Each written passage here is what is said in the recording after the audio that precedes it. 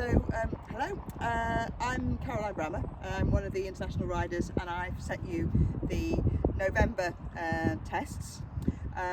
Full disclosures first, I'm not a equestrian professional or a trainer, so what follows is just purely my opinions as a rider, but also as a TREC GB judge and technical delegate, but again, just my opinions. So I sent this course out to you yesterday, so just to have a look around at the course. This is the level 3-4 course, so the level 1-2 course is a little bit different, but not grossly so. So the first obstacle was the bending going into rein back. So for class 2, you had 5 poles or things to bend around, set at 6 meters, and for the level 3-4 you've got 6 at 5 meters. So basically you all finished at roughly the same point going into the rein back, but obviously for the level 1-2s you had less turns to make. So the difficulty here is if you try it in canter. Walk, very easy. Trot, again, not too difficult, but canter is where the difficulty sort of comes. At trot, the only thing you need to think about is how you're going to leave the bending to go into the rein back. So for the class 3-4, to be leaving the obstacle on the right hand side, so you've got a nice route into your rein back, you want to be coming in to your bending on the left hand side of the obstacle, opposite side for the class 1-2s. Again, making sure that you're leaving the obstacle on the sort of left hand side here to get into the rein back for the most smoothest transition. So as I say, I did it earlier this morning.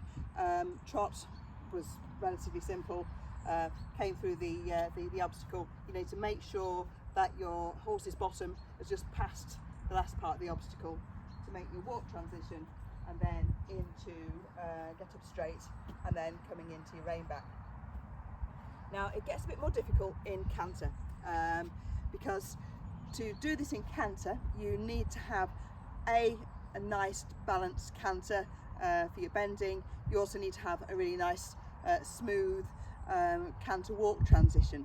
Now all of us haven't got that, and to be honest, when I did it on myself with my horse, I sort of overshot a little bit in canter, and then didn't get the best sort of route into my rein back. So if I were judging myself in the way that I did it with my horse this morning, I would have given myself 10 for the bending, but I would have lost a point going into my rein back because I didn't get a nice, smooth, perfect route. I had to come back a little bit on myself across my tracks, but I would have lost a point for style, or I wouldn't have gained the style point for having the perfect route coming in. Now, if you have a horse who's not that balanced in canter and hasn't got the canter walk transition as you'd like, you then need to think about the maximum points that you can get for each obstacle. So if you had done a perfect trot, you're going to get a 7, and then you've then got your lovely sort of walk transition here, much easier, and then you've got a much better chance of getting a full 10 for your rein back, which is then your sort of 17 points out of 20, which isn't bad. If you're thinking about feeder rules, if you're level 4 rider thinking about international competition, your bending, if you do it in trot, you're only going to get 5. So then you need to think about actually how are you going to approach this. Are you going to take your 5 and potential 10 to make 15? Or are you going to modify that a little bit? And one of the ways you could do that is to do your canter, but finish perhaps, rather than turning left to go into your rein back, actually finishing to the right hand side, so coming in the opposite side, so coming into the bending poles on the left, finishing on the right, and then doing a turn, and then going into your rein back, because then you've got your 10 and a 7, so 17. So you've actually got, rather than 15 points, you've actually got 17 points under FITA rules. Now, one of the things you also need to think about under TREC GB rules now is excessive use of the aid. So when you're making your decision as to whether you take your bending in trot or canter, you do have to think about that downward transition. Have to think about how much aid you're going to need to give your horse to get that canter transition, because no one wants to see anyone give their horse a great sock in the mouth. It's not pretty. Horse doesn't like it. We don't want to see it. You don't want to show it. And also now in the rules, if there is excessive use of the aid, you will lose style points, particularly for the rein back here. Your judging for the rein back will start once you finish your obstacle before you're bending. So if you've got excessive aid to come back to your walk, you are going to lose points or not gain style points. Equally, if you're having to be really brutal, which no one wants to see, that at all, you could score 0 for brutality, and under new rules, under a whole course, if you've scored 2 points, if you've got 2 obstacles where you've considered to have used excessive use of the aids, you could be eliminated from the competition. And again, no one wants that. Nobody's horse wants that, and as a rider, you certainly don't want that on your record. So that's the first difficulty. So we've now left our rein back. We've come through and we've come out. We've done that perfectly, and we're now thinking about our route towards the corridor. For class 1 and 2, you won't have the jump there, so you can get straight from all the way back here and have your corridor in your sights, have the corridor between your horse's ears, you know you're going straight. For the level 3 and 4s, or for class 3 and 4s, I've got a jump in the way, so you're going to have to work around that. You can choose whether you go to the left or the right. Advantages and disadvantages from both. There's not quite so much wiggle if you go to the left, but you've got a little bit more room if you go to the right, and it really doesn't matter. Just choose which way you've got the best transition up into your canter. I would go to the left stand here and then go into my left canter, just because left canter is my better canter and my horse is more responsive, but it depends on your canter. So again, the difficulty here for the level 3/4s, for the class 3/4s, sorry, is that you're going straight from your canter into your neck rein. For class 1/2, I offset the neck rein, so you can go through a canter, you can overshoot, and then come back as long as you don't circle. But for the level 3/4s, class 3/4s, you've got to think about your corridor and then the control for going through that neck rein with your reins in one hand. So again, very easy, well, easier, I won't say very easy, easier in trot. Again, you get a 7 for your corridor. Under UK rules, FITA rules, it would be a 5. Now, one of the things to think about as well is for your corridor, you've got to go into one hand almost immediately after you've gone through the corridor. You may want to consider actually doing this one-handed, so you've already got your reins in one hand for going into the neck rein. It's a little bit more difficult to get that downward transition, I think, but actually it does stop you using the rein too much. So again, it depends on sort of how your horse is with your seat aids. So you've got the option here of doing your corridor one-handed, or going through your corridor in canter and then again, making sure you've got that good canter walk transition to go through into your neck rein one-handed. Again, easier for those level for class 2s because I'd offset.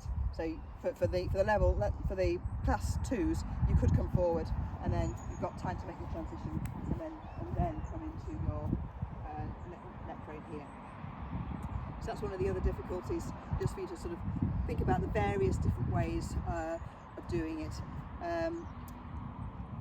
When I didn't know how to play, I actually used both hands for the corridor, and then did have enough time to get into my hands and my reins into one hand in walk to manage the neck rein, but depends on the horse.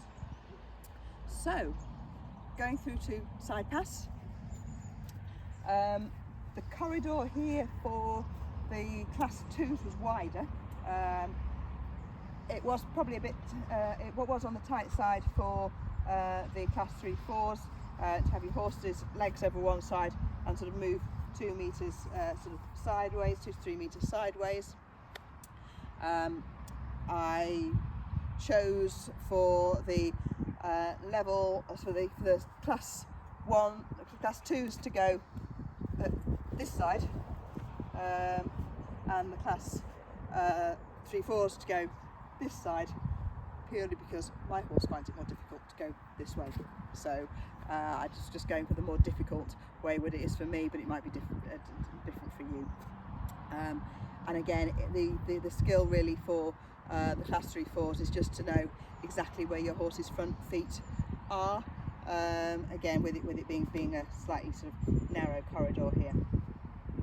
So moving on to the next obstacles for the class 3/4s was lead jump, and then you'd then go into lead immobility.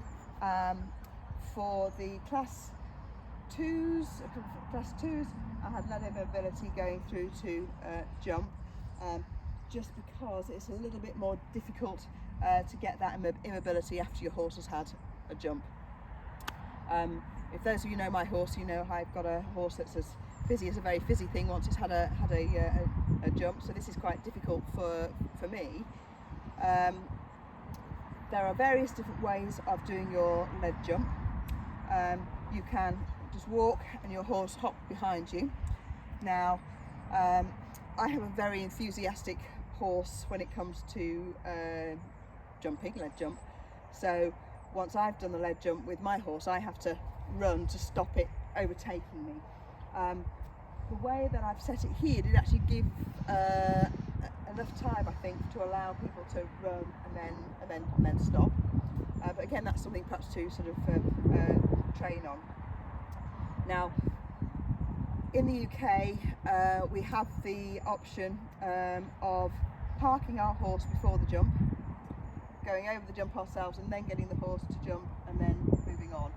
And I certainly find that with my horse, that's a way of slowing it down a little bit, so I can sort of bring it back under control a little bit more quickly. I do find that if I'm going towards the jump and moving forward and expecting it to jump behind me, she does get more enthusiastic that way. So again, for feeder rules, one of the things to think about, if I've got to make that stop relatively soon afterwards, by parking my horse I'm going to get 3 penalties, but on the other hand, I'm much more likely to get my immobility. So you just need to think about with your own horse, sort of how enthusiastic are they after the fence, how much time do I need to bring it to a stop after a lead jump. The other thing to think about for a lead jump is that my horse always jumps to the left, so I make sure I lead her on the right so she doesn't jump on me. So if you do have a horse that tends to sort of veer in one direction when it's jumping, do lead it from the opposite side. So we had lead jump to immobility, to mount from the ground or from a block, and then we then brought you round to the jump, and then to the simulated ticket punch. So again, here I've got a similar thing ridden to what I actually have led of jump, to bringing your horse under control, to making it calm and stand still. And again, that's a sort of combination that you do see quite a lot in sort of PTV obstacles, sort of in the summer, and that's at sort of all levels, probably less so perhaps at level 1, but from level 2 onwards, you will see those that's that sort of combination. So I hope that was helpful in helping you understand where I was coming from in setting the course, and I hope you all enjoyed the test.